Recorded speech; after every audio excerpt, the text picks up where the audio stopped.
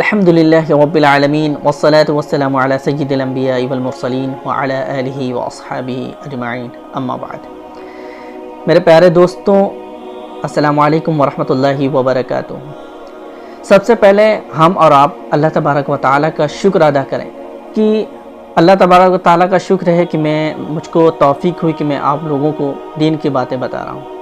اور آپ شکر ادا کریں کہ اللہ تبارک و تعالیٰ نے آپ کو توفیق دی کہ آپ دین کی باتیں سن رہے ہیں، علم حاصل کرنے کی کوشش کر رہے ہیں۔ اللہ تبارک و تعالیٰ نے ہم کو انگنت نعمتوں سے نوازا ہے، چاہے وہ چھوٹی نعمت ہو یا بڑی نعمت ہو، لیکن بس اس پر غور کرنے کی ضرورت ہے۔ ہم اللہ تعالیٰ کی نعمتوں پر غور نہیں کرتے ہیں، اسی لیے ہم ناشکری کرتے ہیں اور ہر بات پر اعتراض کرتے ہیں کہ کاش میرے پاس یہ ہوتا، کاش میرے پاس وہ ہوتا۔ یہ اس چیز کی تمنا ہر ایک شخص کرتا ہے، اس میں کوئی برا نہیں، لیکن جو چیزیں آپ کے پاس موجود ہیں اس کی ناشکری کرنا یہ غلط بات ہے۔ اللہ تبارک و تعالیٰ نے بہت سی ایسی چیزیں ہم کو نوازی ہیں کہ اگر ہم اس کا شکریہ زندگی بھر کریں تو بھی پورا نہیں ہو سکتا۔ آج ہمارے پاس کھانے کے لیے روٹی ہے، پینے کے لیے پانی ہے، ہزاروں چیز ہمارے سامنے موجود ہیں، طرح طرح کے پھل ہیں، بے موسم ہم کو پھل مل جاتے ہیں، لیکن پھر بھی ہم ناشکری کرتے ہیں، اس لیے کہ یہ چیزیں آسانی سے ہم کو مہیا ہو جاتی ہیں، یہ چیزیں ہم کو آسانی سے مل جاتی ہیں، اور جن لوگوں کے پاس یہ چیزیں موجود نہیں ہوتی ہیں وہ اس بات کا شکر ادا کرتے ہیں۔ میں آپ کو ایک واقعہ بتاتا ہوں، آپ اس سے ایک چھوٹی سی نعمت کا آپ اندازہ لگا سکتے ہیں کہ جو چیزیں دیکھنے میں چھوٹی معلوم ہوتی ہیں، لیکن اگر وہی چیز ناپید ہو جائے اور کالعدم ہو جائے تو اس کی کتنی اہمیت ہوتی ہے۔ حضرت سلیمان بن حرب رحمۃ اللہ علیہ ایک مرتبہ اپنے دربار میں موجود تھے، اور وقت کا بادشاہ ہارون رشید بھی ان کے دربار میں موجود تھا۔ تو ہارون رشید کو پیاس لگی اور اس نے اپنے خادم سے کہا کہ مجھے ایک پیالہ پانی لے کر کے آؤ۔ تو ان کا خادم جاتا ہے اور ایک ٹھنڈا پیالہ لے کر آتا ہے پانی سے بھرا ہوا۔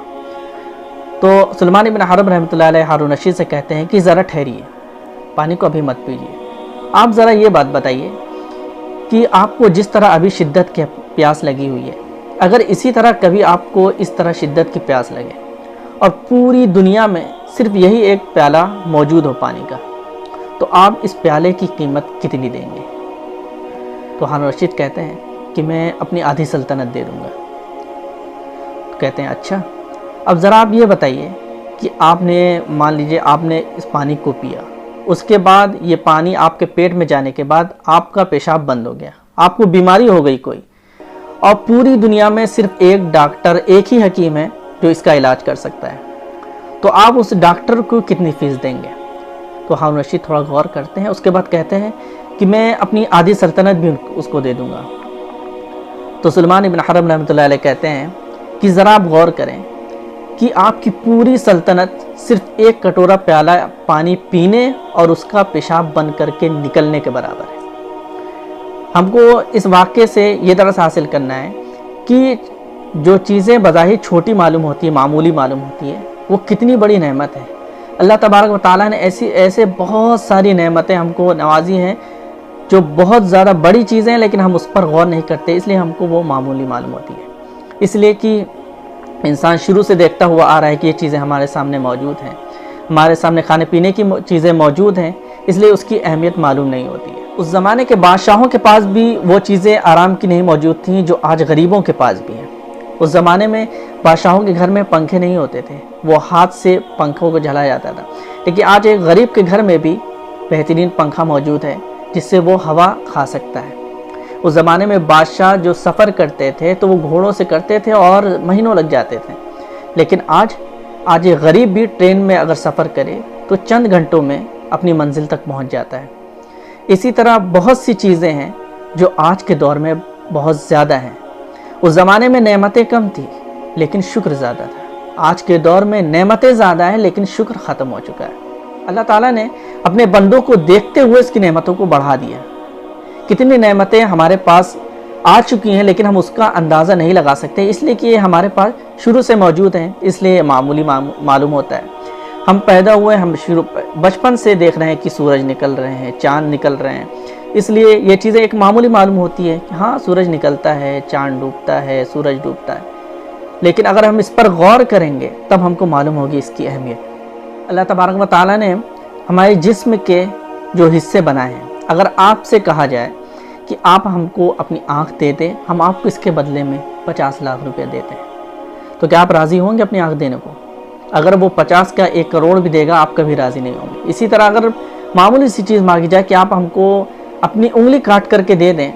میں آپ کو 10 لاکھ روپیہ دوں گا،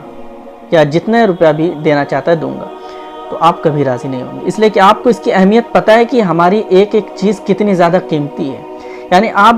کروڑوں کے خربوں کے مالک ہیں، لیکن آپ پھر بھی اپنا ایک حصہ بھی بیچنے کو تیار نہیں ہیں، اس لیے کہ آپ جانتے ہیں کہ یہ میرے جسم کے حصے اس قیمت سے کروڑوں گنا زیادہ اہم ہیں اور قیمتی ہیں،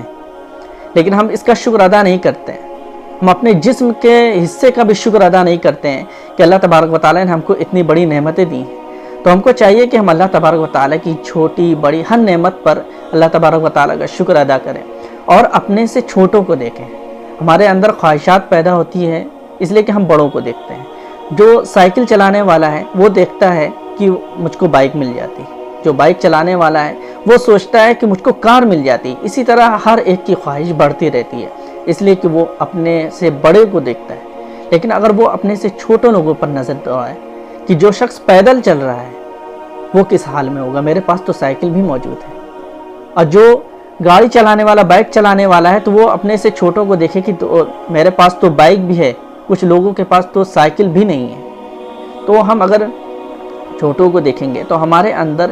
یہ بات پیدا ہوگی کہ اللہ تبارک و تعالیٰ نے ہم کو بہت نعمت دی ہے، اس لیے ہم کو چاہیے کہ ہم اللہ تبارک و تعالیٰ کا ہر حال میں شکر ادا کریں